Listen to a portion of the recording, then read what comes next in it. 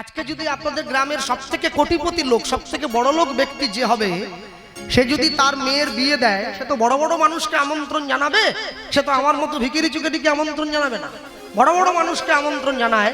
দেখবেন বড় বড় অনুষ্ঠানে বড় বড় গেস্ট, বড় বড় অতিথিদের বসবার জন্য আলাদা আসনের ব্যবস্থা থাকে, বেশ নরম চেয়ার, বড় পাখা দিয়ে। ওখানে কোনো সাধারণ লোক ঢুকতে পারে না, ওখানে শুধু অতিথিরা বসবে। ওটা তার প্রাণের প্রিয় মানুষ যারা। আজ পর্যন্ত দেখেছেন কোন হরিনামের আসনে যদি মন্ত্রীও আসে, মন্ত্রীর জন্য কোনো আলাদা চেয়ার আছে? সকলের জন্য একটাই ছেঁড়া চট, সেটা ধনী হোক চাই গরিব, এই আসনে সবার। এটাই হচ্ছে হরিনামের সঙ্গে বাকি যত অনুষ্ঠান তাদের তফাৎ। হরিনাম সংকীর্তন একমাত্র জায়গা যেখানে মানুষকে ধনী গরিব, জাত পাত, উঁচু নিচু, ব্রাহ্মণ চণ্ডাল, হিন্দু মুসলমান এ বিচার করা হয় না।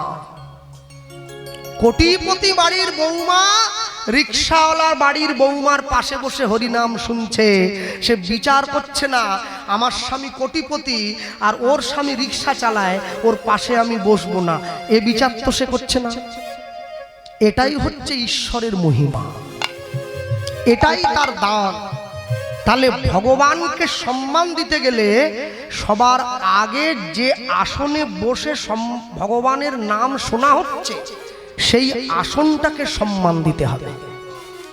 আসনটাকে সম্মান দিতে গেলে আসনে বসার প্রথম কর্তব্য, হরিনামের আসনে জুতোটা বাইরে খুলে হাতে নিয়ে উঠে আসতে হবে। আপনি যখন আপনার বাড়িতে প্রত্যেক দিন ঠাকুর ঘরে যান ভগবানকে সেবা দেওয়ার জন্য, আপনি কি জুতো পরে ঠাকুর ঘরে ঢুকে যান? ঠাকুর তো আসনে বসে আছে, আপনি তো বলতেই পারেন আমি জুতো পরে ঢুকে জুতোটা খুলে পুজো করব, আবার জুতো পরে বেরিয়ে চলে যাব। তা তো করেন না। তাহলে নিজের ঠাকুর ঘরটাকে যদি এত সম্মান দিতে পারেন, আজকে সেই ঠাকুর তো এই আসনে এসে বসেছে, তার নাম তো শোনার জন্য এসে বসেছি আমরা। তাহলে সেই আসনে জুতো পরে উঠে এসে তাকে ছোট করব কিসের জন্য? ভালো যদি না লাগে সম্মান দেবেন না, ভালো যদি না লাগে তাকে ডাকবেন না, ভালো যদি না লাগে তার সঙ্গে যোগাযোগ রাখবেন না, কিন্তু তাকে ডেকে অপমান করবার অধিকার আমাদের নেই। আগুন কি বলে নাকি তুমি আমাকে জ্বালাও? কিন্তু আগুনটা জ্বালিয়ে দেওয়ার পরে কেউ যদি আগুনে হাত দেয়, আগুন কিন্তু হাত পুড়িয়ে দেবে। কেন বলুন তো? জলের ধর্ম, জলের ধর্ম হচ্ছে সকলকে প্লাবিত করা। জলের ধর্ম প্লাবত্ব, অগ্নির ধর্ম দহনত্ব, পশুর ধর্ম পশুত্ব, মানুষের ধর্ম হচ্ছে মনুষ্যত্ব। জীবনে যাই হোক, জীবনে যতটুকুই অর্জন করুন না কেন, কোনোদিনের জন্য মনুষ্যত্বকে বিকিয়ে দিয়ে কোনো কিছু অর্জন করা সম্ভব হয় বলে আমার মনে হয় না। যদি গৌরাঙ্গ নহিত কিমেনে হইত কেমনে ধরিতাম দে। দে মানে হচ্ছে দেহ। বৈষ্ণব মহাজন লিখছেন, চৈতন্য মহাপ্রভু না থাকলে কলিযুগের মানুষ নিজের দেহটাই ধরে রাখতে পারত না, অন্য কিছু অনেক দূরের কথা।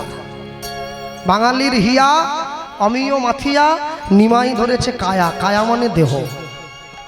এরপরে বললেন শ্রী রাধার মহিমা প্রেম রসসীমা জগতে জানাতো কে। আজকে যে আপনারা সকলে এই বাংলার থেকে গোটা বিশ্বের থেকে মানুষ যে বৃন্দাবনে ছুটে যাচ্ছি আমরা, ব্রজের ধুলোয় গড়াগড়ি দিচ্ছে রাধে দয়া করো, কৃষ্ণ কৃপা করো বলে, চৈতন্য মহাপ্রভু না এলে কলিযুগের মানুষ জানতেই পারতো না বৃন্দাবন খায় না মাথায় দেয়।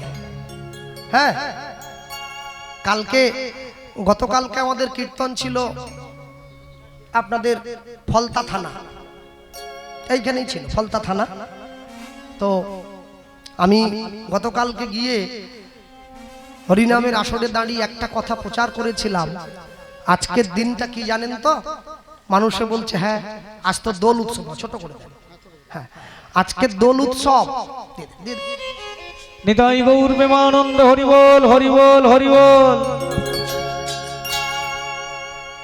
আজকে দোল উৎসব, বাহ।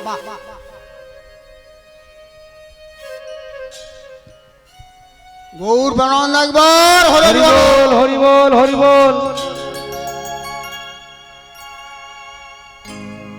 আজকে ভগবানের দোল উৎসব। বলছে হ্যাঁ জানি।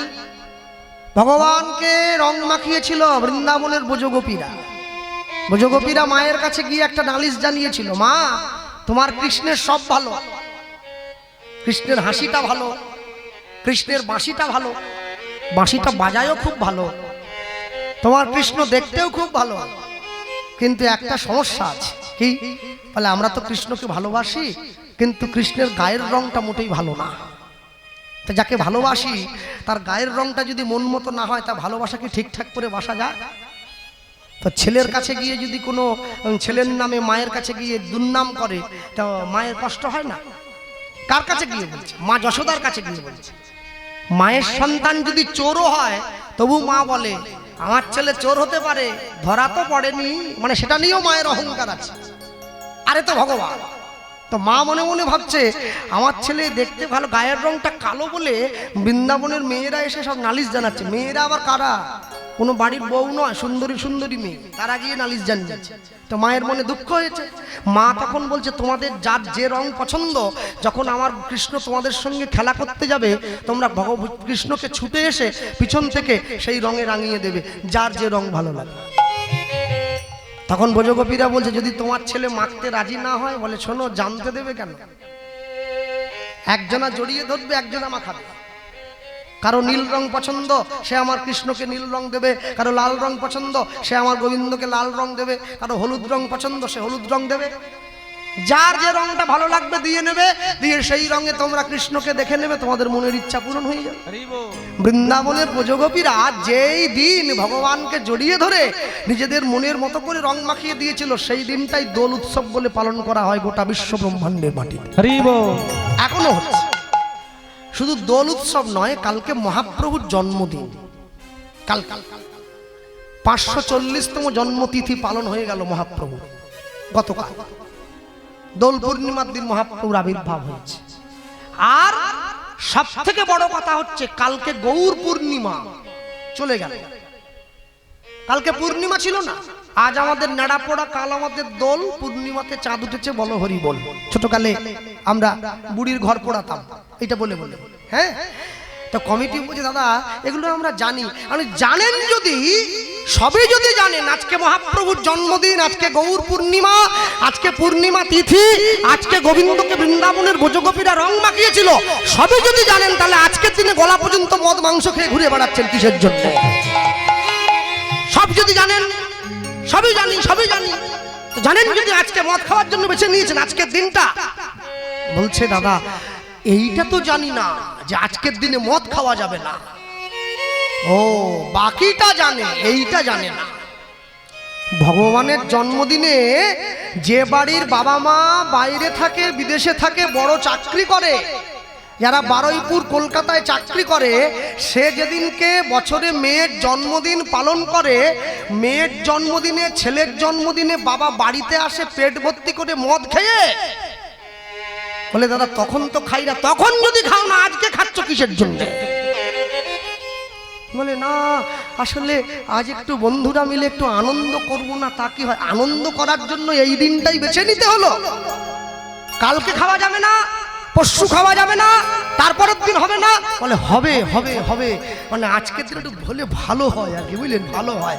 আমি বললাম শোনো, কোটি টাকা দিয়ে হরিনাম করাচ্ছ, এত টাকা হরিনামের বাজেট রেখেছো, এত বড় বড় কীর্তনিয়া রেখেছো, এত মানুষকে এক জায়গায় করে দিয়েছো, সবাইকে পনিরের তরকারি ডাল দিয়ে অন্ন সেবা দিচ্ছ, মানুষের চৈতন্য করাবার জন্য কীর্তনিয়া ভাড়া করে আনলে আগে নিজেদের চৈতন্যটা আনো, তবে তো মানুষের চৈতন্য আনবে।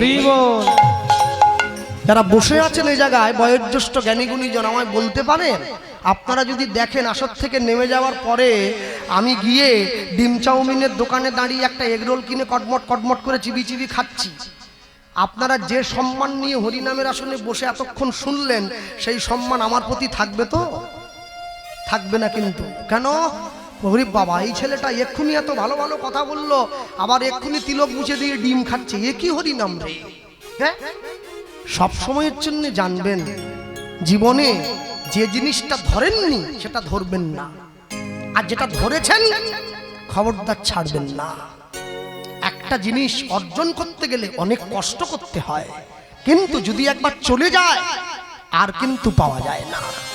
প্রত্যেক দিন মেয়েটা বড় রাস্তার মোড় দিয়ে স্কুলে যায়, ছেলেটা দাঁড়িয়ে থাকে একটু মেয়েটাকে দেখার জন্য। 2 বছর দাঁড়িয়ে আছে। মেয়েটা একদিনকে গিয়ে ছেলেটাকে প্রশ্ন করছে, তুমি দাঁড়িয়ে থাকো রোজ রোজ কি জন্য 2 বছর ধরে? বলে, কেন দাঁড়িয়ে থাকি জানো, আমি তোমায় বড্ড ভালোবাসি তো, কিন্তু সাহস করে তো বলতে পারি না। তোমার বাবা মা যদি আমায় বকা মারে, কিন্তু তোমায় দেখার জন্য আমি একটু দাঁড়িয়ে থাকি বড় রাস্তার মোড়ে। মেয়েটা মনে মনে চিন্তা করছে, আমাকে দেখার জন্য একটা ছেলে 2 বছর ধরে একই সময় একই জায়গায় দাঁড়িয়ে থাকে, তাহলে ভালোবাসাটা মিথ্যে নয়, সত্যি সত্যি বাসে। একটা মেয়ের ভালোবাসা পাওয়ার জন্য 2 বছর সময় নষ্ট করলে, তুমি তোমার সংসারে স্বামীর ভালোবাসা অর্জন করার জন্য সারা জীবনটা লুটিয়ে দিচ্ছ। একবার চিন্তা করো, ভগবানকে ভালোবাসার জন্য জীবনে কতটুকু সময় নষ্ট করেছো? একটুও সময় দাও নাই, একটুও দাও নাই। শুধু নামে একটা ঠাকুর ঘর আছে, একবার দিতে হবে কোন রকম করে নকুলদানার জল একটু ছুঁড়ে দিয়ে, একবার দুপুরবেলা, আবার পরের দিন সকালবেলা, তোমার কাজ শেষ হয়ে গেছে। না না, বাঁচতে হলে নিজের মতো করে বাঁচবে। বৈষ্ণব মহাজন লিখছেন, কি লিখলেন তাকিয়ে দেখুন, মধুর বৃন্দা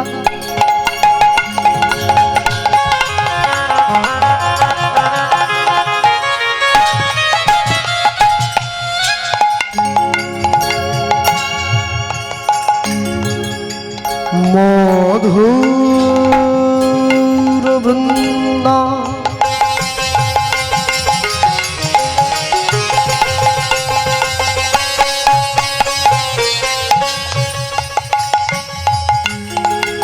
দেখো বিপিন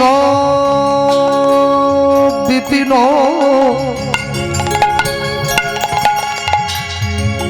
বিপিন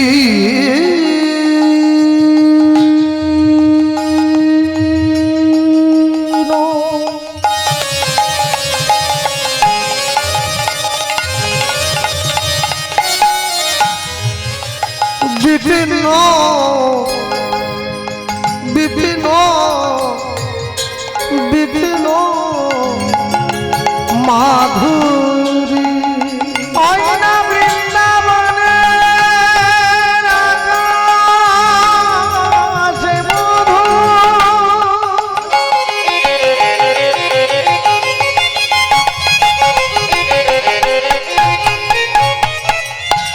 বৃন্দাবনের বাবা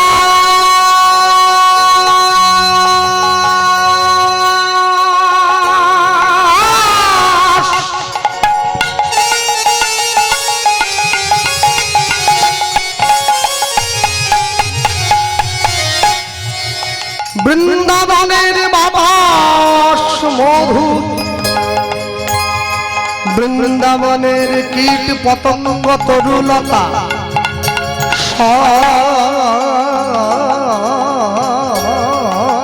সব মধু, বড় মধুর সেই বৃন্দাবন। ওই নম দুরবিন্দা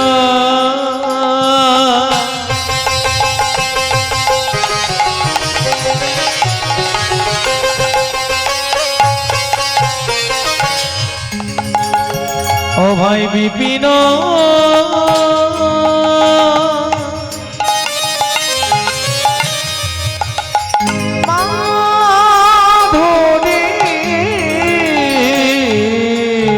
প্রবেশ চাতুরী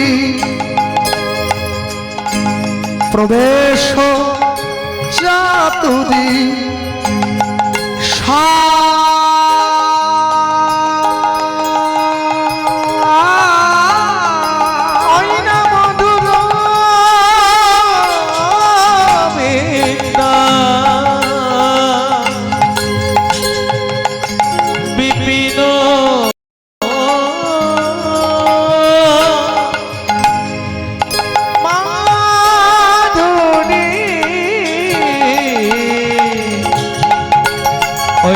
প্রবেশ চাতুরী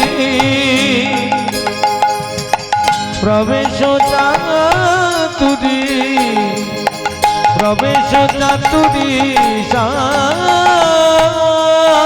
ও গো বড় যুবতী ভাবে ভকতি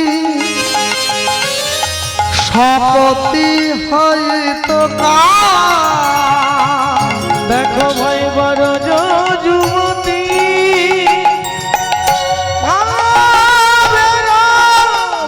ভকতি শপতি হয়তো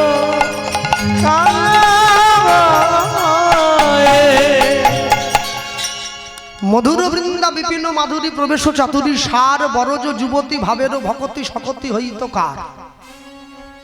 অনেক অনেক গায়ক আছে যাদের গানে ভালো লাগলে হঠাৎ করে কোনো ভক্ত বসেছিল, কিন্তু গানটা এত তার মনে লেগেছে চট করে সেফটি পিনে করে একটা 50 টাকার নোট নিয়ে গায়ক বা গায়িকাকে এইখানে দিয়ে বলে বাবা গানটা আমার খুব ভালো লেগেছে।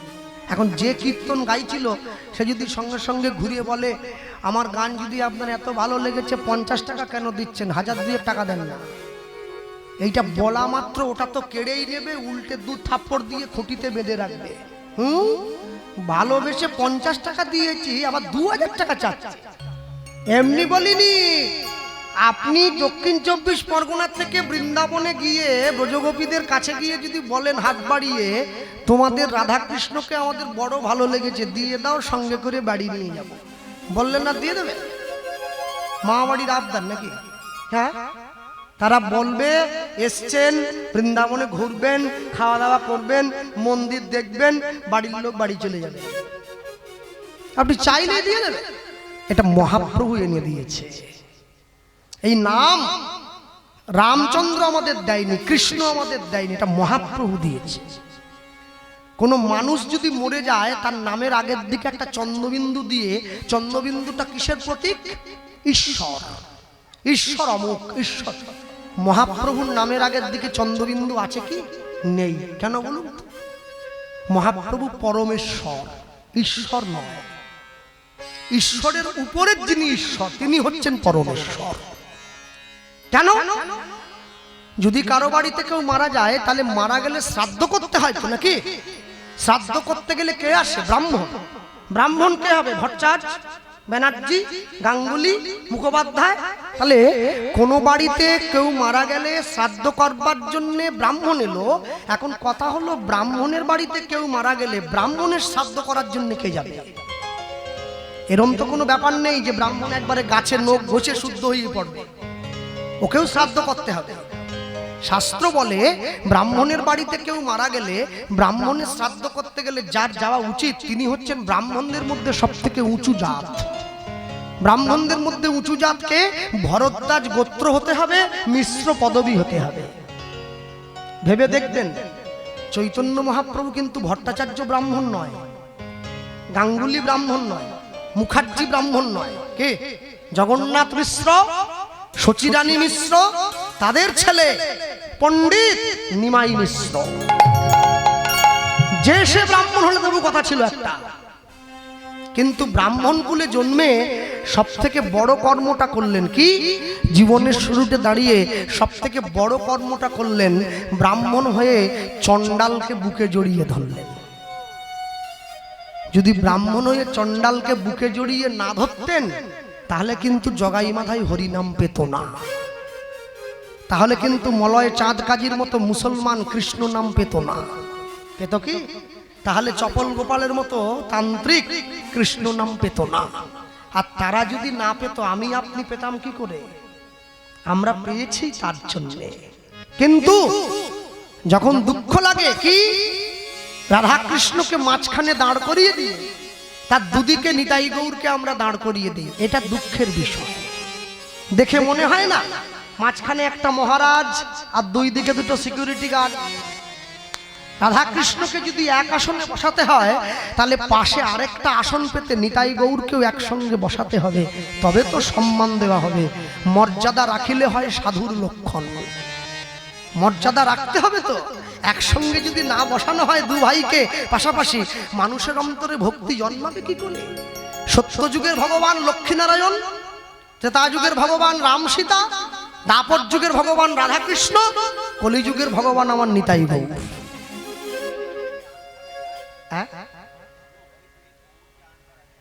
হ্যাঁ, এইবারে বাবু বলছে কৃষ্ণ হইতে গৌরকে আন করা যায় না। আরে যেই গৌর সেই কৃষ্ণ সেই জগন্নাথ, তাহলে তাই যদি হয় তাহলে আমি গীতাই গৌরকে দুদিকে সরিয়ে দেবো কেন? রাধা কৃষ্ণকে মাঝে দিয়ে, রাধা কৃষ্ণকে যদি আমি উঁচু আসনেও বসাই, নিতাই গৌরকে তার সামনের আসনটায় বসাবো। নবদ্বীপের দিকে গেলে দেখবেন যত জায়গায় মহাপ্রভু দাঁড়িয়ে রয়েছে, নিতাই গৌর হাত তুলে বা হাত বাড়িয়ে সব জায়গায় যুগলে একই আসনে পাশাপাশি। রাধা কৃষ্ণ হয় উঁচু জায়গায় আছে, তাহলে পাশের আসনে রাখা আছে। কেন বলুন? ভগবানকে ভগবান জ্ঞানেই সম্মান দিতে হবে। বা যদি বলে কেউ যে মহাপ্রভুকে ভগবান বলবো কেন, রাধা গোবিন্দের চরণতলে যতগুলি চিহ্ন আছে ভগবান হওয়ার জন্যে, চৈতন্য মহাপ্রভুর চরণতলে সেই সেই চিহ্নগুলো আছে, যার জন্যে মানুষ চৈতন্য মহাপ্রভুকে ভগবান আখ্যা দিয়েছে। অন্য কেউ সেই আখ্যা পাবে না, শুধুমাত্র চৈতন্য মহাপ্রভু। আর চৈতন্য মহাপ্রভুর মুখের কথায় প্রথম ছিল, পৃথিবীতে যত আছে নগরাদি গ্রাম, সর্বত্র প্রচার হইবে মোর এই মধুমাখা কৃষ্ণ নাম। অনেক অবতার এসেছেন, অনেক মহাপুরুষ এসেছেন, রামকৃষ্ণদেব এসেছেন, অনুকূল চন্দ্র এসেছেন, রাম ঠাকুর এসেছেন, কৈবল্য, বহু মহাপুরুষগণ এসেছেন। কারো নাম কিন্তু গোটা বিশ্বে এইভাবে প্রচার হয় নাই যতটা মহাপ্রভুর দেওয়া হরিনাম প্রচার হয়েছে। এখানেই প্রমাণ হয় তিনি ঈশ্বর, তিনি সাক্ষাৎ কলিযুগের ভগবান। সব থেকে বড় আশ্চর্য কি, বৈষ্ণব মহাজন আরো পরিষ্কার করে দিলেন আপনার কথাটাকে মেনেই। কি লিখলেন? ওই লিখেছেন, গাও পুন পুন শ্রী গৌরাঙ্গের গুণ, তোমরা গৌরাঙ্গের গুণ গাও, গুণ গাও, গুণ গাও।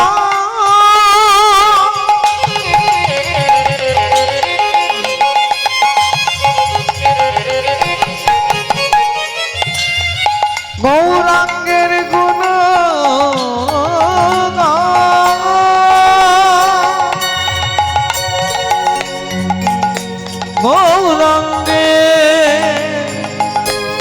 গৌরাঙ্গের গুণ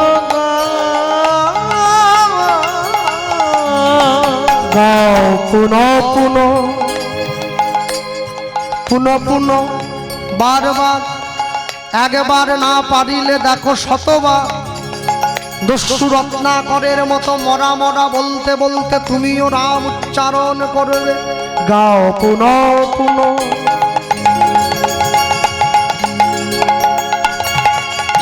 শ্রী গৌরাঙ্গের গুণ, যার নুন খেলে তার গুণ গাও, নইলে মানুষ তোমায় বেঈমান বলবে, অকৃতজ্ঞ বলবে, অমানুষ বলবে। গাও পুন পুন শ্রী গৌরাঙ্গের গুণ, গাও পুন পুন।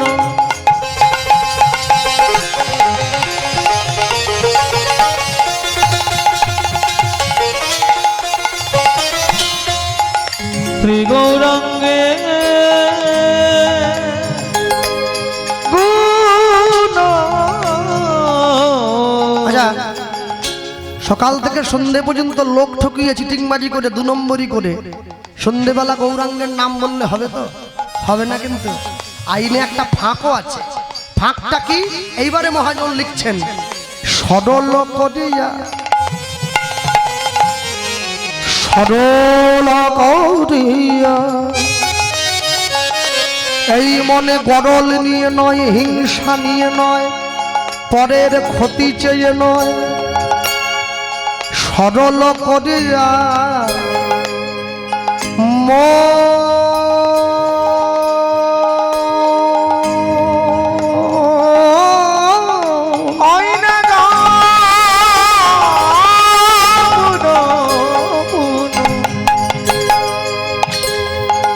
শ্রী গৌরাঙ্গের গুণ গুণ, সরল করিয়া, ও ভাই সরল করিয়া, সরল করিয়া ও গয়তীন ভুবনে আমি এমন দয়াল না দেখায় একজ এ তিন ভুবনে এমন দয়া না দেখো এ এক আমি যতীন ভুবনে এমন দয়াল না দেখো একজ এ তিন ভুবনে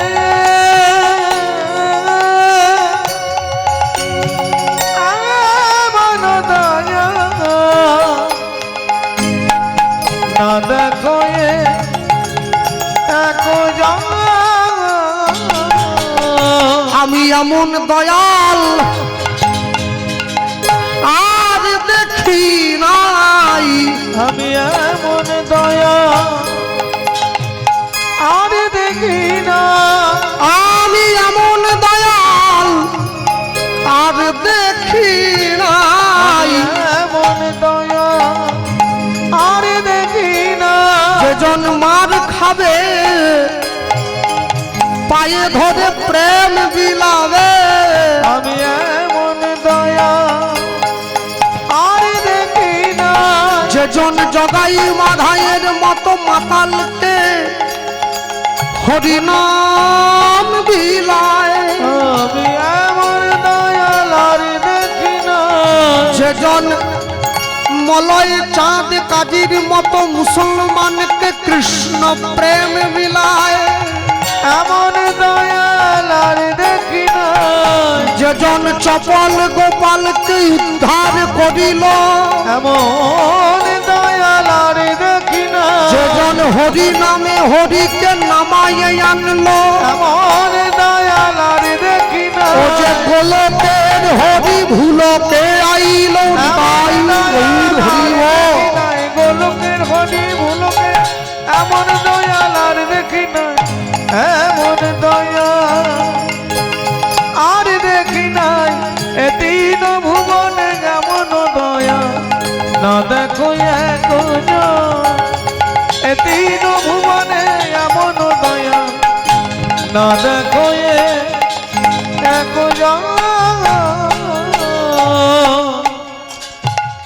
যে ভগবানকে ভালোবাসে ভগবান তাকেও নাম দিয়েছে, যে ভগবানকে ভালোবাসে না ভগবান তাকেও নাম দিয়েছে। তফাৎ কি? বৃন্দাবনের ব্রজগোপীরাও কৃষ্ণ পেয়েছে, কুরুক্ষেত্রের মাঠে গিয়ে দুর্যোধন দুঃশাসন তারাও কৃষ্ণ পেয়েছে। দুজনার পাওয়া কিন্তু এক নয়। একজন ভগবানকে পেয়েছে ভালোবেসে, একজন ভগবানকে পেয়েছে শত্রুতা করে। তাহলে যে ভগবানকে শত্রুতা করে লাভ করেছে তার কৃষ্ণ প্রাপ্তি, আর যে ভগবানকে ভালোবেসে লাভ করেছে তার কৃষ্ণ প্রাপ্তি, দুটো কোনোদিন এক হয় না। ঠিক তেমনি নিতাই চাঁদ যখন হরিনাম দিতে গিয়েছে জগাই মাধাইকে,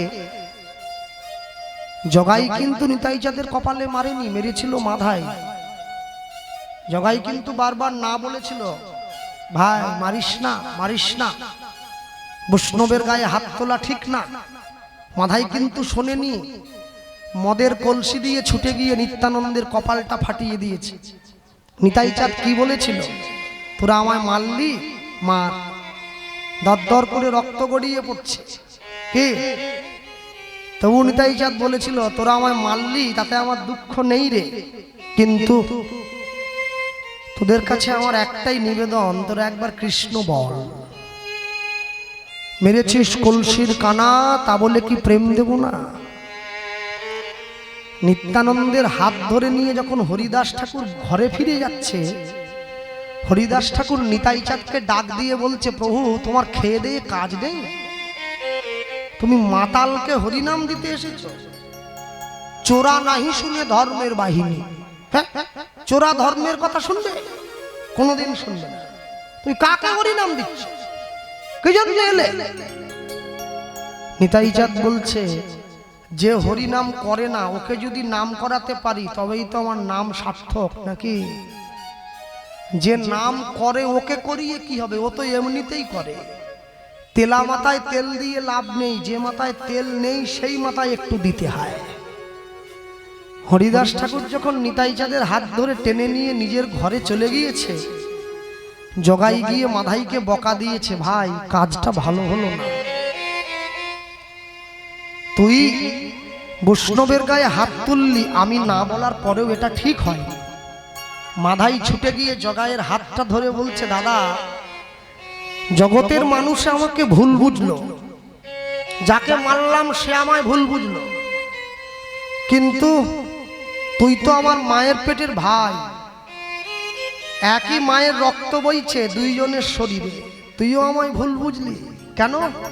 আমি ভুল বুঝলাম মানে? শোন, বাংলা একটা কথা আছে না, কান টানলে মাথা আসে। হ্যাঁ, নিতাই চাঁদের কপালটা ফাটিয়ে মহাপ্রভুকে জানিয়ে দিলাম, নবদ্বীপে এখনো দুটো পতিত পড়ে আছে, তুমি উদ্ধার করে চরণে জায়গা দাও। বড় ভাইয়ের রক্ত দেখে ছোট ভাই আমাদের দুজনকে মারবার জন্য ছুটে আসবে, সেই সময় আমরা দুই ভাই নিতাই গৌরের চরণে পড়ে হরিনাম নিয়ে উদ্ধার হব। নিতাই গৌরের মুখে হরিনাম শুনে জগাই মাধাইয়ের মতো মাতালের চৈতন্য হয়ে গেল, কিন্তু আমি এমনই সংসারী মাতাল, আমার চৈতন্য হয় না। যারা বসে আছেন এই জায়গায় আপনাদের সঙ্গে আমিও, সংসারটা কেমন যেন মা, সংসারটা হচ্ছে প্রথম প্রথম চুলকানি হওয়ার মতো, যাকে সংস্কৃত ভাষায় বলে কন্ডুয়ন বত। প্রথম প্রথম চুলকানি যখন হয় না, চুলকোতে খুব ভালো লাগে, আহ চুলকোলে খুব মজা হচ্ছে, আহ কি আরাম কি আরাম চুল করছে। এবার যখন দিন দিন করে ঘাটা পেকে যায়, পচে যায়, পুজ হয়ে যায়, এবার চুলকে দিতে গেলেই ছুঁড়ে রক্ত বেরিয়ে যায়, জ্বালা জ্বালা করে, যন্ত্রণা করে, তখন কিন্তু কষ্ট হয়। সংসারটা প্রথম প্রথম চুলকনির মতো খুব ভালো লাগে, আহ কি সুন্দর সংসার, আমার বউ, আমার ছেলে, আমার মেয়ে, আমার বাড়ি, আমার গাড়ি। হ্যাঁ, বাবা আর মা গিয়ে ছেলেটাকে একবারে ঝালা করে দিয়েছে কানটা। খোকা রে, একবার যদি মাধ্যমিকে ফার্স্ট ডিভিশনটা পেতে পারিস বাবা রে, ওরে বাবা আনন্দ আর আনন্দ। ছেলে আনন্দ পাওয়ার জন্য ফার্স্ট ডিভিশন পাবে, কোমরে গামছা বেঁধে পড়াশুনো করতে লেগে পড়েছে, ফার্স্ট ডিভিশন পেল। বাবা মা গিয়ে আবার ওকে বলতেছে, এবারে উচ্চ মাধ্যমিক বাবা, এখানে যদি ফার্স্ট ডিভিশন পাও জীবন একবারে গুছানো হয়ে যাবে, আনন্দ আর আনন্দ। তাই আবার পড়তেছে 2 বছর, উচ্চ মাধ্যমিকেও ফার্স্ট ডিভিশন। এরপরে বলতেছে বাবা মা গিয়ে, খোকা ইংরেজিতে অনার্স নিয়ে কলেজে ভর্তি হতে হবে বাবা, অনার্সে যদি 70% নাম্বার তুলতে পারিস দেখবি আনন্দ আর আনন্দ। তো খাওয়া ঘুম সব ছেড়ে দিয়েছে, আনন্দ ভোগ করবে বাবা মার কথায় পড়তেছে। তারপরে অনার্স পাস হয়ে যাওয়ার পরে মাস্টার ডিগ্রি করেছে, এতগুলো ফাইল জমা করেছে, পড়েছে না আনন্দ পাওয়ার জন্য। এরপরে ওর মা গিয়ে বলে, চাকরির পরীক্ষা যেখানে যেখানে হচ্ছে একটু দে, একবার যদি কোন রকম গুটিটা ঠেলে একটু চলে যায় দেখবি আনন্দ আর আনন্দ। কোথা যায়নি, বারুইপুর থেকে পশ্চিম মেদিনীপুর ফাইল বগলে নিয়ে যাচ্ছে, চাকরি করবে, আনন্দ পেয়েও গেছে। হ্যাঁ, আমার বাড়ি তো জঙ্গলমহলের দিকে, ওর বাড়ি ভাড়ু, ও চাকরি করছে পশ্চিম মেদিনীপুর। ভোর 4টের সময় বাড়ির থেকে বেরোয়, বাড়ি আসে রাত 10টায়, আনন্দ করতেছে। বাসে হয়ে যায় কৌনিগুতো, ট্রেনে গেলে ধাক্কা, কখনো জুতো ছিঁড়ে যাচ্ছে, জামার বোতাম ছিঁড়ে যাচ্ছে, আনন্দ করতেছে। বাবা মা শিখিয়ে দিয়েছে, আনন্দ করতেছে।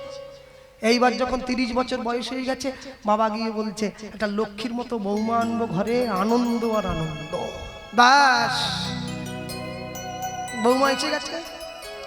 এইবারে মা গিয়ে বলে, আত্মীয় স্বজনরা গিয়ে বলে, এ বাবা নাতি নাতনির মুখ একটা দেখাবি নি, এই বুড়ো বয়সে আর কদিন, নাতি নাতনি একটা হলে জীবনে আনন্দ আর আনন্দ।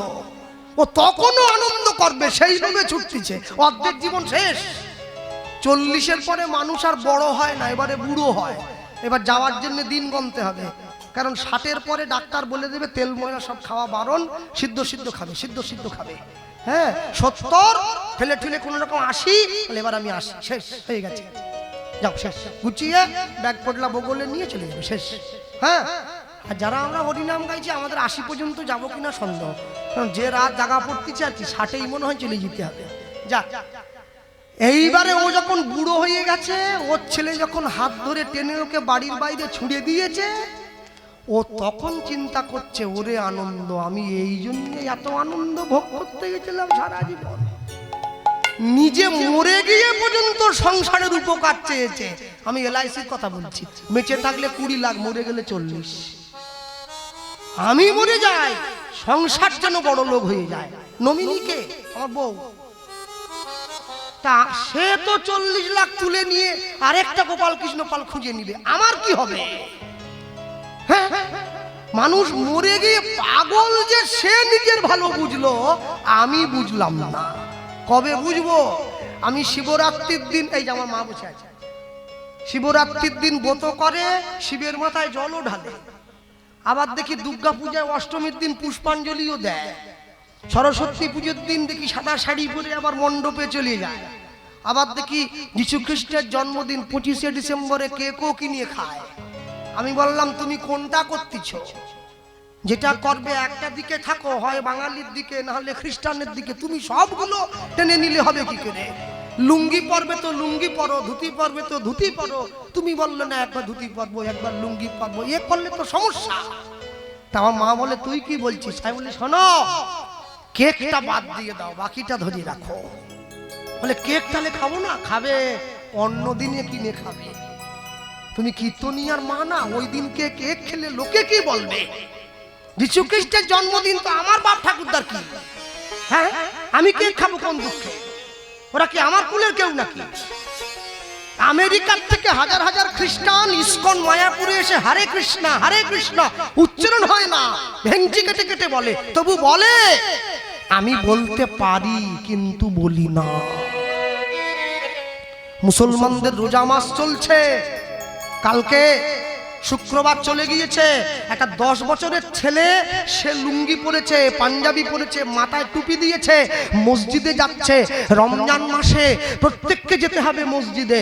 হিন্দু বাড়িতে একটা 80 বছরের বয়স্ক মানুষ, তাকে তুলসীর মালা পরতে বললে সে বলে আমার এখনো অনেক দেরি আছে। কি গো, তুমি কি বিল একবারে পাস করে নিয়েছো নাকি? আমি 100 পর্যন্ত যাচ্ছি ঠেলে নিয়ে। কে বললো তোমাকে? তাহলে আমাকে দেখিয়ে দাও, আমিও যাবো বিল পাস করতে, আমি যেন যাই। গৌরাঙ্গ বলিয়া না গেলাম বলিয়া, গৌরাঙ্গ বলিয়া না গেলাম গলিয়া, আমি গৌরাঙ্গ বলিয়া না গেলাম গলিয়া, গৌরাঙ্গ বলিয়া না গেলাম গলিয়া, কেমনে ধরিনু কেমনে ধরিনু কেমনে ধরিনু বে, আমি গৌরাঙ্গ বলিয়া না গেলাম গলিয়া, কেমনে ধরি দূরে বাসু ঘোষ হিয়া পাষাণ দিয়া, বিধি কেমনে গড়িয়াছে, ভগবাসু বসে গিয়া পাষাণ দিয়া, কেমনে গড়িয়াছে, বাসু ঘোষ হিয়া পাষাণ দিয়া, বিধি কেমনে গড়িয়াছে, ভগবাসু বসে গিয়া পাষাণ দিয়া, বিধি কেমনে গড়িয়াছে। বলি আমার ভাগ্যে হলো না গো, আমার ভাগ্যে হলো না গো, ওগো সবাই তোমার নাম পেল, আমার ভাগ্যে হলো না গো, ওগো আমি পতিত রইলাম পড়ে, আমার ভাগ্যে হলো না গো এমন পতিত পাবন অবতারে আমার ভাগ্যে হলো না গো তোমার নাম বুঝি নেওয়া হলো না আমার ভাগ্যে হলো না গো আমায় চরণ তলে আশ্রয় দিও আমার ভাগ্যে হলো না গো তোমার প্রেমানন্দ হরি গহসবে আমার ভাগ্যে হলো না গো প্রেমানন্দে হরি বলো আমার ভাগ্যে হলো না গো আমার ভাগ্যে হলো না গো বাসু বসে গিয়া পাশানে দিয়া কেমন গড়িয়াছে ভগবাসুর রহিয়া পাশানে বাঁধিয়া বলো বিধি কেমনে গড়িয়াছে গৌরাঙ্গ বলিয়া না গেলাম গলিয়া কেমনে ধরিনু দে কেমনে ধরি